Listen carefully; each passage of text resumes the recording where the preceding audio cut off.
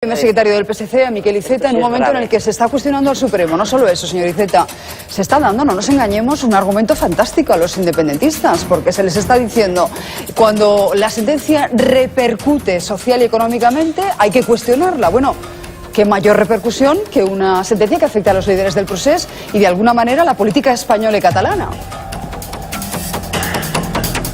Bueno, la verdad es que la justicia en estos momentos pues ha visto su imagen deteriorada. Este es un tema que está en boca de todo el mundo. Las hipotecas, en fin, es una operación mercantil en la que muchísimos españoles están embarcados y por lo tanto se ha causado un daño a la imagen de la justicia. Ahora bien, entre todos debemos contribuir a restaurarla. Los primeros, los propios jueces, y yo creo que si van en la línea que se apunta por parte vuestra, en el sentido de confirmar esa sentencia, pues espero que en pocos días, cuando se reúna el Pleno, puedan, en fin, revertir esa imagen negativa por el bien de todos.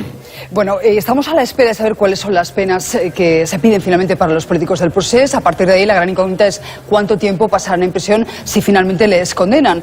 La Razón, hoy Alfonso apunta a una posible vía para cortar esa privación de libertad. No se queda corto. El periódico La Razón titula textualmente: Torra podrá encarcelar a los presos... Excarcelar, perdonadme, por la vía 100.2 tras la sentencia. Ahí es nada. Es un titular digno de análisis y es lo que hemos hecho.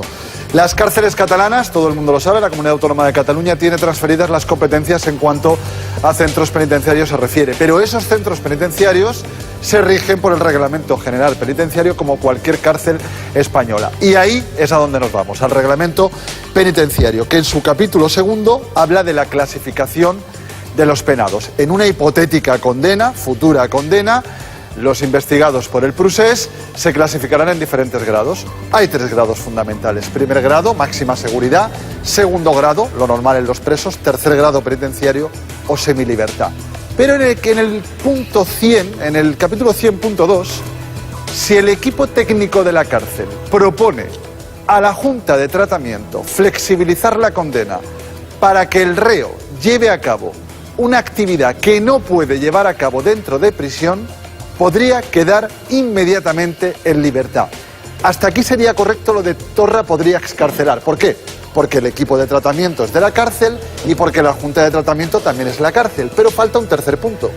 Un juez de vigilancia penitenciaria debe revocarlo o sancionarlo. Y ahí se escapa el control. Pregunta, ¿se ha utilizado esta vía en alguna ocasión previa? Una vez que nosotros sepamos, en la vía Nanclares, aparte de lo habitual, porque el 100.2 se puede aplicar a presos que necesiten tratamientos médicos, educación especial, siempre que no sean presos peligrosos, que su condena no sea muy alta, pero en casos similares, en la vía Nanclares, con los terroristas de ETA, terroristas arrepentidos de la banda terrorista ETA, se aplicó el 100.2 para llevar a cabo estudios o trabajos. Señor Iceta, ¿contempla usted esta vía como una manera de excarcelar a los políticos del proceso si finalmente son condenados?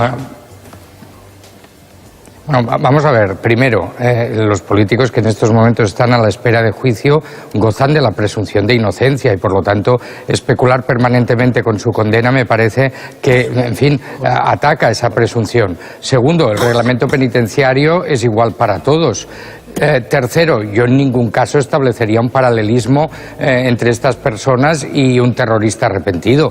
Por lo tanto, yo creo que estamos sacando las cosas muy de madre. El reglamento penitenciario en general lo que tiende es a proteger los derechos de los penados y, por lo tanto, si en algún momento son de aplicación para cualquier tipo de preso, pues hay que hacerlo sin mayor consideración. Pero vaya, creo que es, como todas las cosas que estamos hablando sobre un juicio que no se ha realizado aún, muy prematuro. Me da la sensación, señor Iceta, escuchándole, que con la que le cayó después de especular con un posible indulto a los presos, en el caso de que les condenaran, está siendo usted extremadamente prudente.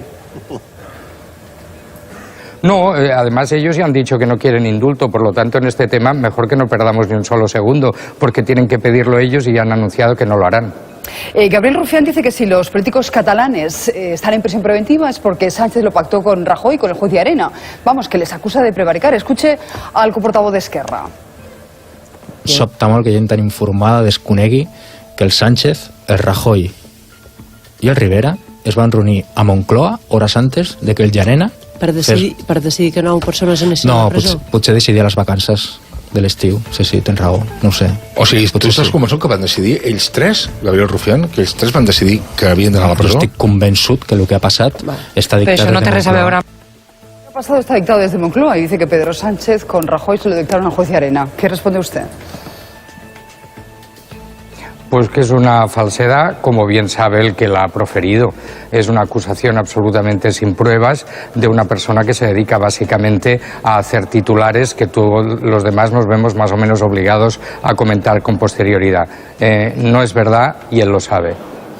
¿Qué le parece a usted la gira por la España plurinacional de Iglesias? Porque tras hablar con Junqueras y con Puigdemont, ayer se entrevistó con el Lehendakari, parece que no ha gustado mucho entre el PNV que forme parte de esa agenda de Pablo Iglesias. Eso de verse con Puigdemont y Oriol Junqueras no lo acaban de entender mucho, pero escuche la reflexión que se hace Iglesias.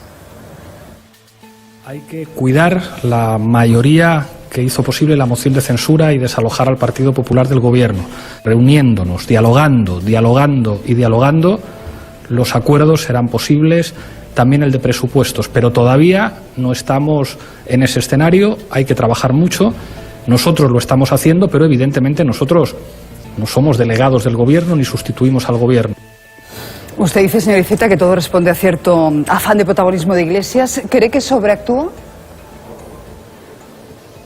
No, afán no, sencillamente un dirigente político se ha de hacer visible, se ha de hacer presente en la vida política y Pablo Iglesias, que en estos momentos no está en el gobierno y tampoco está en la oposición, pues ha decidido tomar esa vía de contactos públicos, publicitados antes, durante y después. Y en fin, desde este punto de vista yo creo que no hay nada que objetar y como él mismo dice, son gestiones que está realizando a título personal y a título político de su partido y no del gobierno. Iglesias ha dado cierta vida a Puigdemont en un momento en el que se veía absolutamente eclipsado por Esquerra Republicana, por Oriol Junqueras, y cuando su minicumbre de Waterloo se había quedado en nada, en un intento fallido porque le fallaban prácticamente todos los invitados. ¿Cree que es inteligente ese movimiento por parte de Podemos, por parte de Iglesias, darle visibilidad ahora a Puigdemont? Vamos a ver, yo creo que ellos intentan darle visibilidad a Pablo Iglesias. Y entonces Puigdemont es en todo caso el pretexto. Pero repito, a mí no me parece mal que los dirigentes políticos hablen entre ellos. Lo que pasa es que en el caso de la Generalitat preferiría que hablasen con el presidente de la Generalitat, es decir, con Quim Torra. Pero en cualquier caso yo creo que no se puede criticar gestiones, reuniones y conversaciones, porque al final llegaríamos a la conclusión de que solo podemos hablar con quienes estamos absolutamente de acuerdo, lo cual, aparte de no tener ningún mérito, serviría de bien poco. Dice usted que el independentismo está ahora más desorientado que nunca. La pregunta es ¿qué va a pasar con esa división? ¿Cree que vamos a ir a unas elecciones antes de la sentencia del procés? ¿Van a esperar? ¿Conseguirán aguantar hasta entonces? Vamos a ver, ellos han dicho públicamente, y no tengo motivos para dudar, que quieren aguantar hasta ver cuál es la sentencia. Y por lo tanto estamos hablando probablemente pues hasta el mes de junio o así. ¿Serán capaces de hacerlo? Pues la verdad es que no lo sé. A partir del 27 de octubre el presidente Torra está en condiciones de convocar elecciones. Yo supongo que no lo harán, pero tampoco me atrevería a apostar ni un euro por ello. Y un último tema, señor Iceta, no es tanto de Cataluña como de Barcelona en concreto, pero seguro que a usted le preocupa. Los hurtos en Barcelona, según leemos hoy en El País, y cita fuentes policiales al Ministerio de Interior, han subido un 22% frente a la caída en el resto de grandes ciudades. ¿Por qué Barcelona es en este último año una ciudad mucho más insegura que el resto? Bueno, quizá tiene que ver con la orientación política del gobierno de la ciudad, que siempre ha tendido a menosvalorar las cuestiones relativas a la seguridad y a la necesaria coordinación y cooperación entre los cuerpos policiales y el papel de la propia Guardia Urbana. Yo creo que quizá eso ha producido una cierta bajada de la Guardia, ¿no? Y eso es lo que habría que, en fin, realmente averiguar si es por este motivo y corregirlo rápidamente. Yo creo que el gobierno de la ciudad no tenía la seguridad como una de sus prioridades y eso finalmente se nota. Alfonso. Solamente una cosa, de verdad, porque me he quedado con el principio de la intervención del señor Iceta. No, señor Iceta, no hemos comparado, no se nos ocurriría nunca, a detenidos ni presos por el procés con terroristas de ETA. Hay un artículo que está en el régimen general penitenciario, que no entiende de tipología de delitos, solo de clasificación de presos. Y hemos encontrado un referente, y era el de la Diana Anclares. Lo quería dejar claro porque es un tema muy sensible y jamás a nosotros nunca se nos ocurriría hacer un paralelismo entre las personas detenidas por el procés y el terrorismo de ETA. Solo quería dejarlo claro. ¿Aclarado, señor Iceta? Perfecto. Lo que pasa es que es verdad que inconscientemente un reglamento que se aplica a todo el mundo resulta que encontramos como precedente o como ejemplo a poner el de un caso concreto, pero en este caso desde luego no hay comparación posible y hay que decirle a todos los españoles que el reglamento penitenciario se aplica por igual a todos los presos con independencia del delito que hayan cometido. Pues muchísimas gracias, señor Iceta. Luego abordaremos con vosotros esta cuestión, pero